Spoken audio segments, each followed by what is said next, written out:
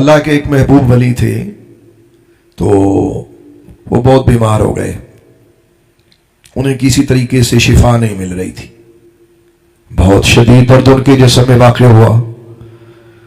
عالم یہ تھا کہ بڑی دوائیاں لیں، غلام لاتے، مرید لاتے، چاہنے والے دوائی لاتے تو انکار کرتے۔ ایک نے پھر عرض کیا کہ حضور اگر آپ مان لیں فلاں علاقے میں دور ایک طبیب ہے تو بڑا قابل ہے، اس کا طریقہ کار یہ ہے کہ وہ پیشاب ٹیسٹ کر کے وہ بیماری کا اندازہ لگا لیتا ہے۔ تو آج بھی ایسا بہت سارے حکیم کرتے ہیں، میں نے دیکھا ہے کہ لوگ کرتے ہیں اس طرح۔ اب وہ میڈیکل سائنس میں ہو گیا کہ اسے کہتے ہیں جی یورین ٹیسٹ ہے جی، تو بعض حکیم اس طرح کے ہوتے تھے کہ وہ پیشاب کی رنگت دیکھ کر وہ اندازہ لگا لیتے تھے، اب بھی ایسے ہیں، اور بتا دیتے ہیں کہ آدمی کو فلاں فلاں بیماری ہے۔ اچھا، وہ قبلہ اللہ کے جو ولی تھے تو ان کا جو پیشاب تھا وہ ایک بوتل میں ڈالا گیا، تو انہوں نے وہ بوتل اپنے مریدوں کو دے دی کہ ٹھیک ہے بھائی تم نہیں مانتے تو لے جاؤ۔ اچھا، اب وہ پیشاب کی بوتل جو ہے وہ اٹھا کے لے کے جا رہے ہیں۔ وہ کہتے ہیں کہ حیرہ اور کوفہ یہ دو علاقوں کے نام ہیں، کوفہ تو مشہور ہے، حیرہ لوگوں نے کم نام سنا ہوا ہے۔ وہ کہتے ہیں جب ہم اس کے درمیان میں پہنچے نا تو ہم نے ایک شخص کو دیکھا سفید رنگ کے کپڑے پہنے ہوئے ہیں، چہرے پہ بڑا ہی حسن و جمال ہے، اور عالم یہ ہے کہ جدھر دیکھتا ہے دن میں روشنی کے اندر نئی روشنی محسوس ہوتی، اتنا حسین انسان، اتنا خوبصورت، نورانیت، اور بالکل تازہ دم، اور لگتا تھا یہاں قریب سے ہے لیکن ہم نے انہیں کبھی پہلے دیکھا بھی نہیں تھا۔ وہ ہمیں کہنے لگا ہوا کون ہو تم اور کدھر جا رہے ہو؟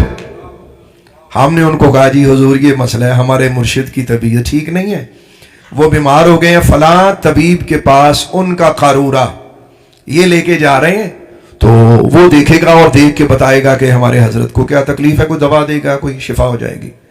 تو آپ نے فرمایا او کم اخلو، طبیب کا علاج بیمار سے کروانے لے جا رہے ہو؟ جس کا پیشاب ہے وہ تو خود طبیب ہے، وہ تو ولایت کے بہت بڑے درجے پہ فائز ہے، وہ تو وقت کا بہت بڑا کامل ولی اللہ ہے، اور جس طبیب کی تم بات کرتے ہو وہ تو ایک مردود انسان ہے۔ تو مومنوں کا علاج کافروں کے پاس کب سے ہونے لگا؟ وہ کہتے ہم بڑے حیران پریشان کی یہ عجیب بات ہے بھائی۔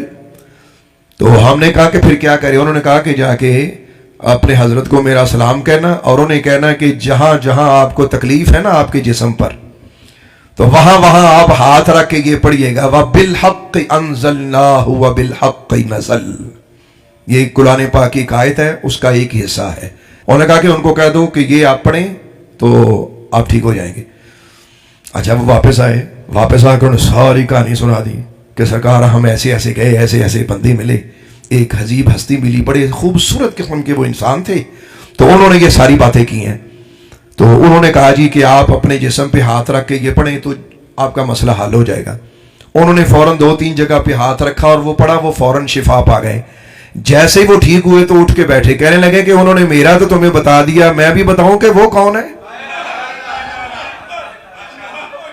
میری تو انہوں نے تمہیں خبر دے دی، اب میرا بھی بنتا ہے کہ میں تمہیں بتاؤں وہ کون تھے۔ تو فرمایا وہ حضرت خضر تھے جو تمہیں یہ سکھانے آئے تھے۔